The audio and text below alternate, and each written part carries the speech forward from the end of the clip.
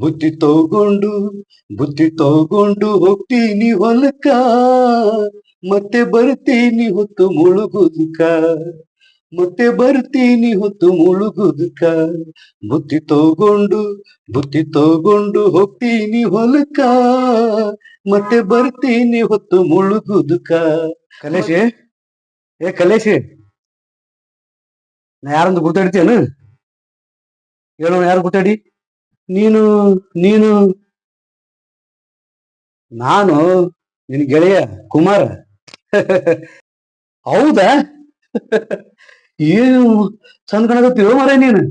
ಆ ಭಾರಿ ಕಾಣಕತ್ತಪ್ಪ. ಸಿಟ್ಯಾಗ ಓದ್ತಿದ್ದೆ ನಾನು ಎಷ್ಟು ದಿನ. ಅಲ್ಲಿ ಸಿಟ್ಯಾಗ ಏನ್ ಬಂದ್ರ ಕೆಲಸ ಹುಡುಕಿನಿ, ಅಲ್ಲೇ ಕೆಲಸ ಮಾಡಕತ್ತೀನಿ. ಯಾಕಿದ್ಯಪ್ಪ, ಆರಾಮದಿಯಲ್ಲ? ನಾನು ಆರಾಮದಿನಪ್ಪ, ಆರಾಮದೀನಿ, ಏನು ಚಿಂತೆ ಇಲ್ಲ, ಆರಾಮದೀನಿ.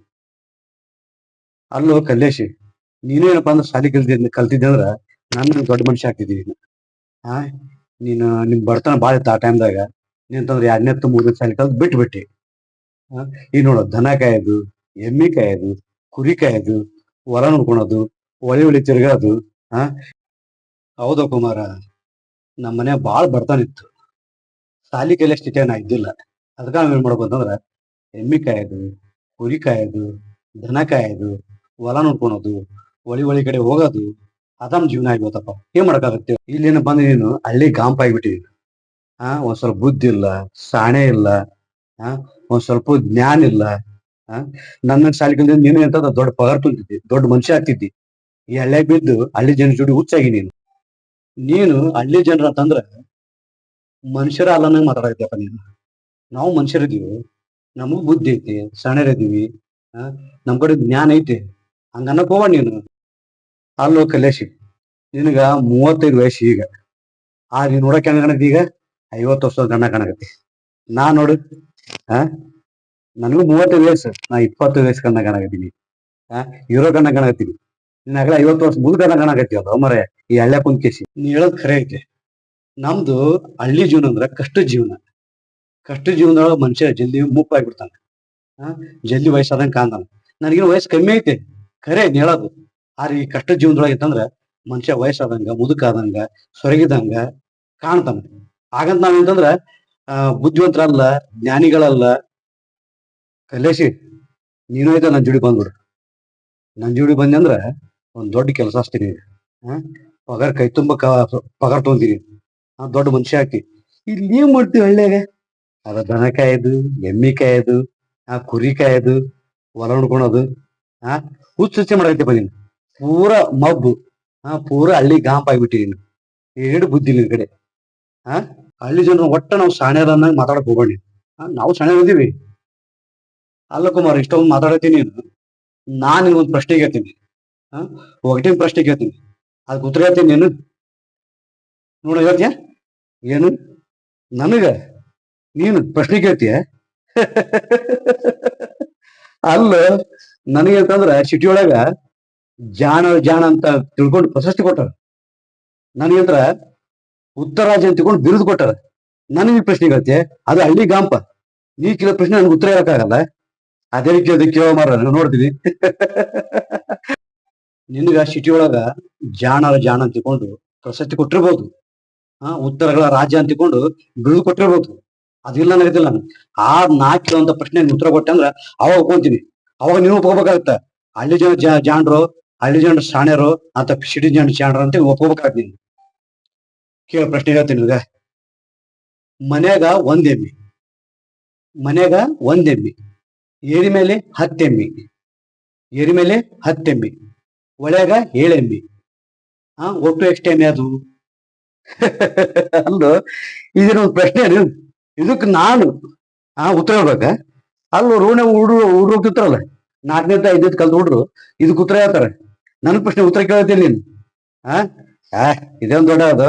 ಒಂದು ನಿಮಿಷ ಉತ್ತರ ಹೇಳ್ತೀನಿ ನಿನ್ಗೆ. ಇನ್ನೊಂದ್ಸಲ ಪ್ರಶ್ನೆ ಹೇಳು. ಏನಂದಿ? ಮನ್ಯಾಗ ಒಂದ್ ಎಮ್ಮಿ, ಮನೆ ಒಂದ್ ಎಮ್ಮಿ, ಏರಿ ಮೇಲೆ 10 ಎಮ್ಮಿ, ಒಳ್ಯಾಗ 7 ಎಮ್ಮಿ. ಅಲ್ಲ, ಇದೇನ್ ದೊಡ್ಡ ಪ್ರಶ್ನೆ? ಒಂದ್ ನಿಮಿಷ ಹೇಳ್ತೀನಿ ನಿನ್ಗೆ. ಮನೆಗ್ ಒಂದ್ ಎಮ್ಮಿ, ಏರಿ ಮೇಲೆ 10 ಎಮ್ಮಿ, ಒಳಗೆ 7 ಎಮ್ಮಿ. ಅಷ್ಟು ಕೂಡಿ 18 ಎಮ್ಮಿ ಆತಲ್ಲ. ಇಷ್ಟು ಸರಳ ಪ್ರಶ್ನೆ ಕೇಳ್ತೀನಿ ನೀನು. ಸಾಕ ಉತ್ತರ ಸಿಗ್ತೀನಿ ನಿನಗೆ.